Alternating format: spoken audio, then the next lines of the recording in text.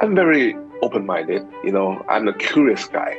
Every time I see something new, something I'm not familiar with, I pay a lot of attention. Be true to yourself. If you want to be in a content making industry, we discuss throughout the entire show that if you want to tell a story, you need to be sincere. You need to be true to yourself. So that's how your story can resonate with audience. I'm very excited, to work with the great talent around the world, engage with them, and then try to share with the worldwide audience.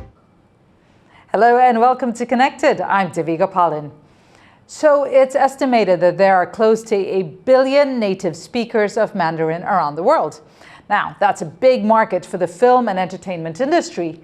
And there is one event that celebrates its achievements, often dubbed as the Oscars of Chinese language cinema. That's the Golden Horse Awards, held annually right here in Taiwan.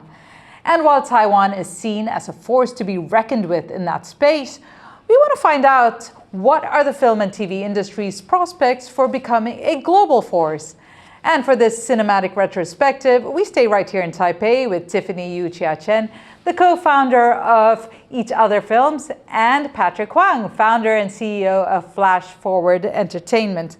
Thank you both so much for being on the program. I'm really looking forward to this discussion today about how to make Taiwan cinema, films, movies, all of it travel all around the world. So Patrick, where do you think Taiwan stands in terms of world cinema at the moment? I think the Taiwanese cinema, has been respected by all over the world for decades. We have a great master like Ho Xiaoxian, Edward Yang, Chai Min-liang. They are the frequent, the festival, the master, and also the film being, distributed all around the world. And then right now, Taiwan also start doing a lot of co-production, not just Taiwanese film, but a collaboration with Europe, with Southeast Asia, with South America, even with Africa. So I think it's really a great timing, for Taiwanese cinema really being part of the scene of the world. Now, Tiffany, we just mentioned the Golden Horse Awards there. Give us a sense of what you think about the diversity and representation it's had this year.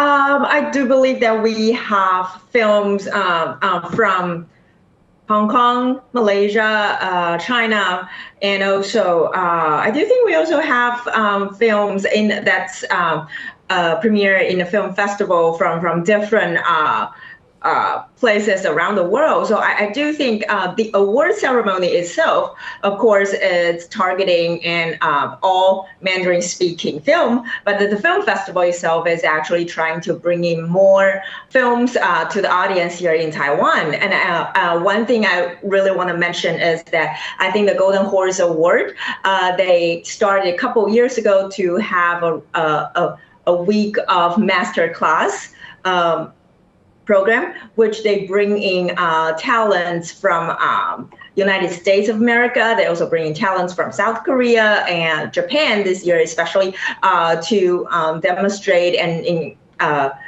exchange their experience and ideas to the local film industry. I do think that masterclass program is really helpful. And speaking of international representation, Hong Kong filmmaker Nick Yik Kim has won Best New Director at this year's Golden Horse Awards for his film Time Still Turns the Pages. It's described as a socially conscious depiction of family trauma and student suicides. Now, he told Connected just how surprised he was at how the film resonated with audiences both in Hong Kong and Taiwan. I don't expect many people really want to watch this film because this topic is so serious, so sad. And in Hong Kong, we have a really long working hours. People after work, maybe they're really tired. They will expect to watch something more entertaining, more than a serious drama like Time Still Turns the Pages. I've never expect there's a lot of people would come to watch this film. But recently, after this film release, I talked to a lot of audiences, and some of them, they send me some private messages. They talk about their own stories. And then I feel I'm not that lonely. Yes. And afterwards, some audiences from Taiwan, they also have good comments and also share about how they feel, how their education system or how the environment causing a high stress society.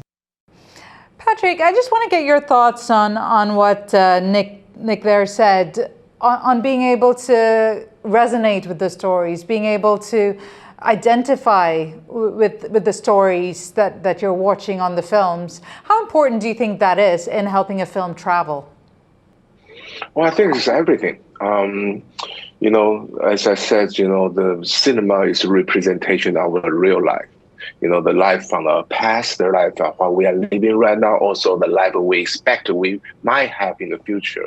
And then so everything relates to the human being, human society. So I think, to create a story resonating with the audience locally could also very possible resonate with the worldwide audience. So I think, as a filmmaker, we always have to be very sincere about the story or the treatment we are facing, we are dealing with, and hopefully we could, bring the audience in this with enough sympathy toward our character, toward the story, toward the family or the society. And I think that's the key for our product, our content to travel around the world, and which is important because for Taiwanese cinema, the local market is small, and we do need to reach, the Chinese-speaking audience around the world, Asian audience, or hopefully the worldwide audience. And Tiffany, when you're looking at doing a story or making a film, how much do you look at the whole idea of shared experiences? You're currently working on a movie right now, I understand, called Penguin Girl. Did you have, was it based on shared experiences or pure entertainment? I think it's a little bit of both. So it's a romance comedy film. So of course, I do believe that everybody can resonate a little bit about everybody has their love lives, no matter what, situation you are right now. I do think it can resonate with people a lot, but it also has its unique way of telling that story. And I just want to jump out and say thank you, Patrick, because the director used to work for Patrick. Thank you for nurturing such a great talent for us. Obviously, well-trained, Patrick. Well done. You're currently working on an international collaboration too. Can you tell us a little bit about that collaboration and the movie you're making? Yes, I have been doing quite a lot of international Cor Production for the last 10 years. I had a project right now in post-production, which is Singapore, Taiwan, and Poland co-production. We just won the award, screenplay award in the Taipei Golden Horse project market. And we expect to have a world premiere soon in the festival early next year. And then again, Golden Horse is an important event for us. So we're going to submit for the Golden Horse for next year, and hopefully the film will meet the audience toward the second half of the next year. And then, but not just, the Chinese-speaking film, I'm also co-producing quite a few non-Chinese-speaking film, including the Tiger Stripe, which I am one of the co-producers, which won the Grand Prix in the Cannes Film Festival Critics Week section this year. And I have multiple projects, working with Europe, with India, with Bangladesh, So, I'm very excited, to work with the great talent around the world, and also try the different culture, different history, different story, engage with them and then trying to share with the worldwide audience. Patrick, I'm sure a large number of scripts and ideas hit your desk on a daily basis, or you come across them. How do you know what you're actually going to spend your time on? What movies you're going to make? What is that magic factor? Is there something in particular you're looking for? I'm very open-minded. I'm a curious guy. Every time I see something new, something I'm not familiar with, I pay, a lot of attention. So, so I think, we are living in the big world, and then we are only, have, a few decades to tell the story. So I would like to tell as many as possible. So I think, whatever the story could resonate, with my life experience, but also has their own unique culture, unique history, always interests me. What about you, Tiffany? What is that thing, that magic factor you're looking for when you decide I'm going to spend my time and efforts on this script or this story? Actually, in my experience, because I have a producing partner, she's Jacqueline. She serves more as a creative producer. So from my personal perspective, whenever she and I discuss a project, whether or not whether or not we are involved, I personally believe that we are looking for a story that is unique and local. Because I do think that there are so many stories being told around the world every day, and the story itself needs to be unique in order to stand out. But the way you tell the story needs to be, what other people can identify with. I do believe that it's important. So the craft of the storyteller itself is also something that we're looking for as well. Now, one thing I find interesting that both you, Tiffany, and Patrick, you earlier mentioned is about finding that local story, that story that resonates with your local audience. I want you to take a listen to this. Now, Indian cinema has a large home audience, but it's also looking to travel internationally. Rocky Aur Rani Ki Prem Kahani, or Rocky and Rani's love story, created a buzz here in Taiwan when it was screened at this year's Golden Horse Awards. Here's screenwriter Sumit Roy's take on how to capture the global audiences through stories. In a sense, the best way sometimes to go global is to just be very, very true to your own conviction and to your local idiom. And I think we saw that same thing happening with, Hong Kong cinema and Korean cinema. In the sense, they were basically telling stories for their own audience. But because they have such a specific grammar and such a specific set of artistic conventions, which became interesting for an international audience, they started going global. So I think, this is inevitable in a sense, because if we look at the way the world is moving, we're moving from, in a sense, a unipolar world to a multipolar world. We are moving to a world where culture and power is not centered in one place anymore. It's almost, there are many different centers of power, and there are going to be many different centers of cultural power as well. We live in an interconnected world where, when we go on Netflix, we can watch the best content from all over the world. That's why you have streaming hits like a Money Heist or a Squid Games, which is not necessarily from India or America, but these are huge hits in India and America, and I'm sure even in Taiwan, right, in that sense. So, Tiffany, did any of that resonate with you? Everything he said.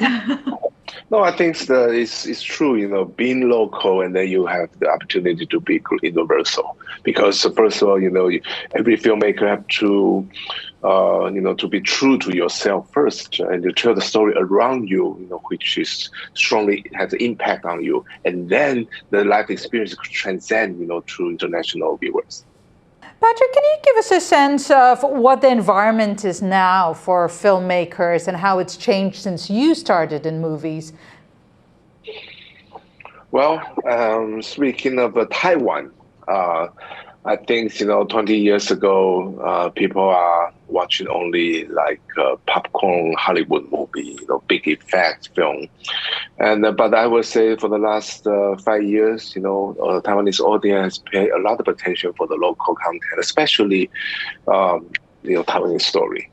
It reflects on the box office of the documentary, for example. A lot of documentary actually reach a very big box office, and then they're very local story actually. But why the audience want to go to see this film, because they want to know something about their life. What's happening right now, the urgent message they're delivering from the documentary. So I think, I still very hopeful, for Taiwanese story could really, work in Taiwan, but also reach out to the world.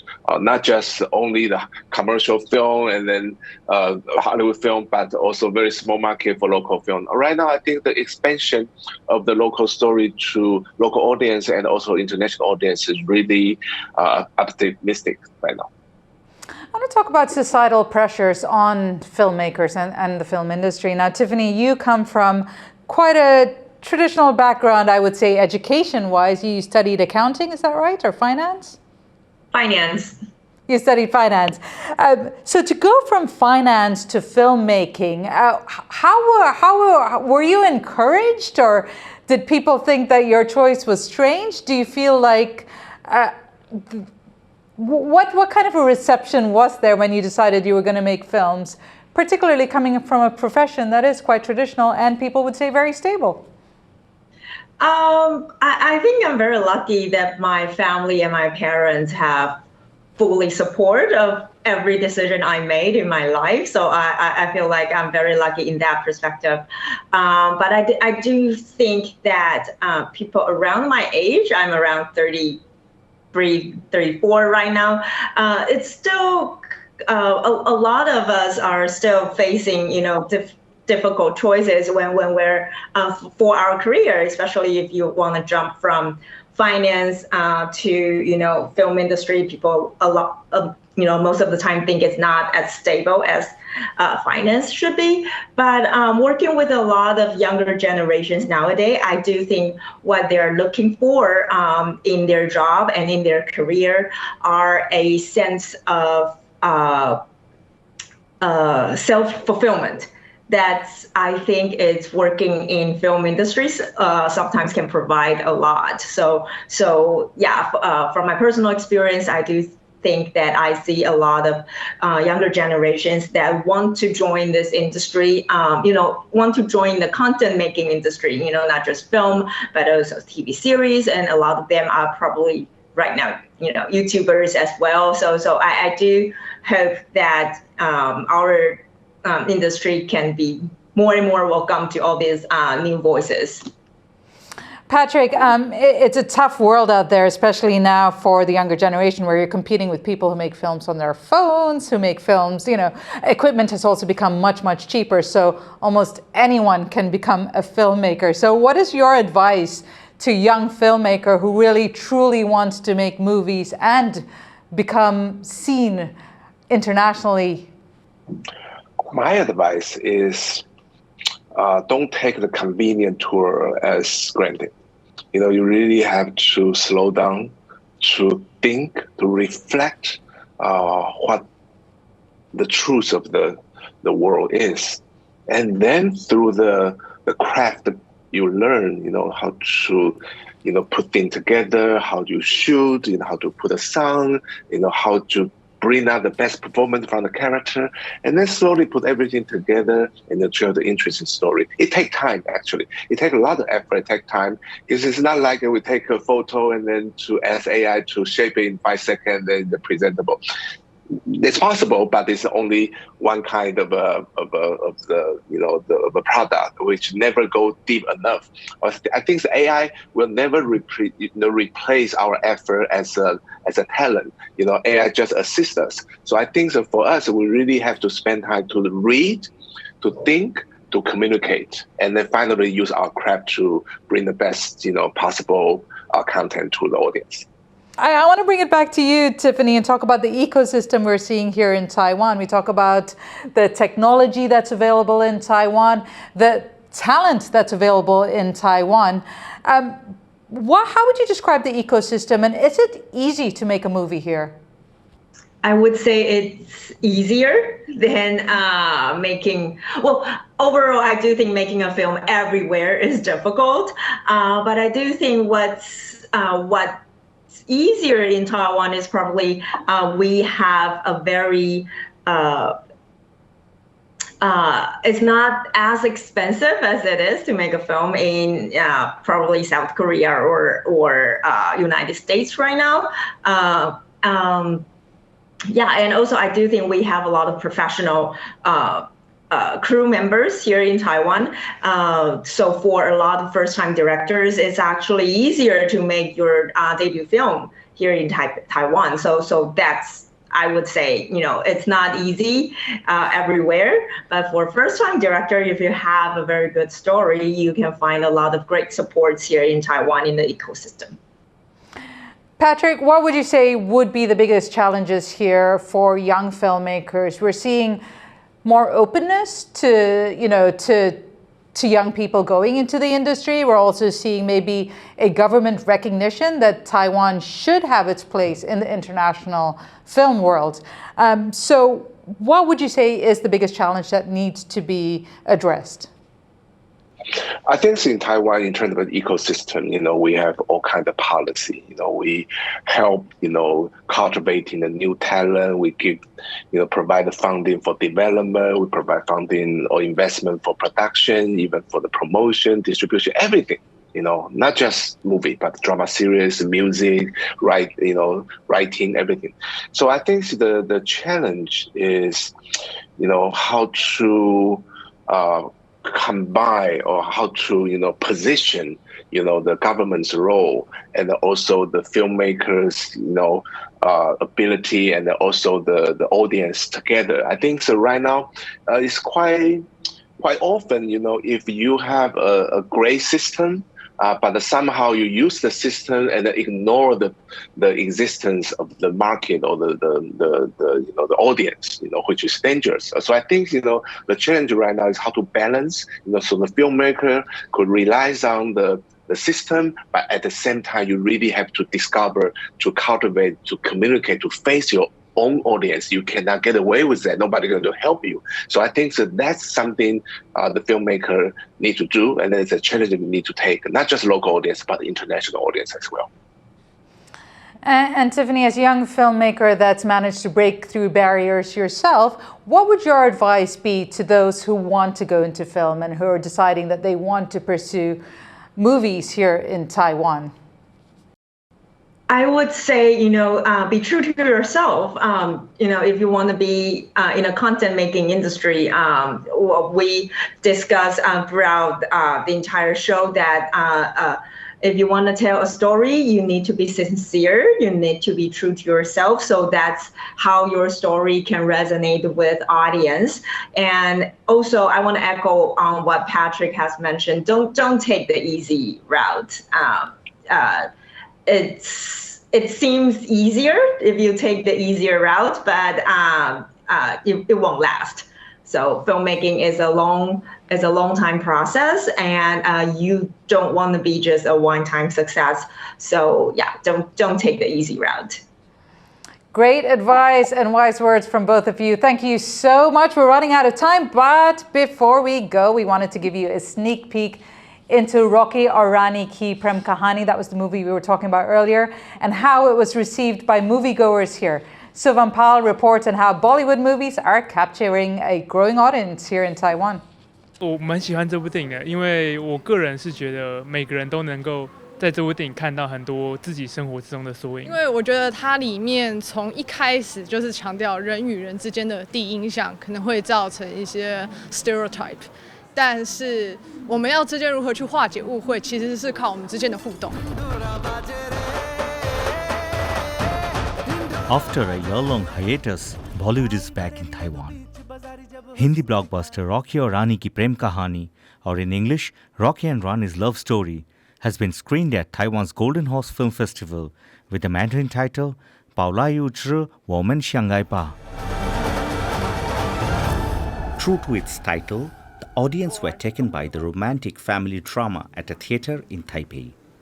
其实我在那个平台上面看很多电影，然后主要是就是舞蹈的部分，然后还有那个服装的部分非常漂亮，然后让我非常喜欢。最主要是喜欢他们的歌舞，然后还有服装配色种种的都非常的欣赏。These two film lovers are learning Bollywood dances from Alia Pan, a Taiwanese who has been teaching Bollywood dance for many years in Taipei.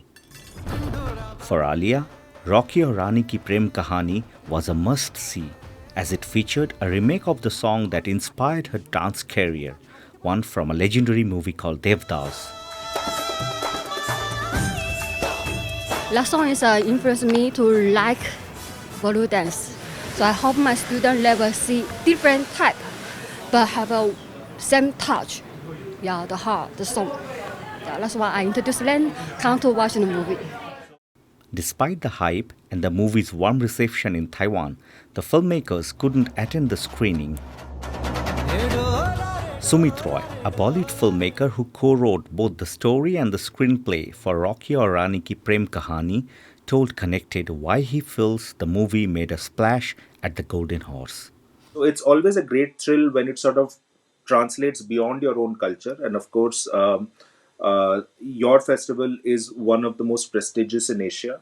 So, and I think there is something very similar about Indian culture and Chinese culture and the culture in Taipei. We're all very family focused. This is a family film. So I really do think that this will resonate with that audience. The film played to a full house at the Golden Horse screening in Taipei, yet another sign of the growing cross-cultural collaborations between India and Taiwan. Taiwan has recently announced plans to open a new de facto diplomatic mission in Mumbai, a move that movie lovers here can hope will bring them closer to the heart and home of India's famed film industry, the Bollywood. With Siwingling, Shubhampal for Connected. And I'm afraid we'll have to leave it there, but not without a huge thank you to Patrick Huang, founder and CEO of Flash Forward Entertainment, and Tiffany Yu-chia Chen, the co-founder of Each Other Films. Thank you both so much for being part of the show and part of the discussion. And to our viewers, as always, if you've enjoyed today's episode or have anything you'd like to add to the dialogue, do join the conversation on our social media. And remember, stay informed, stay engaged, and stay connected.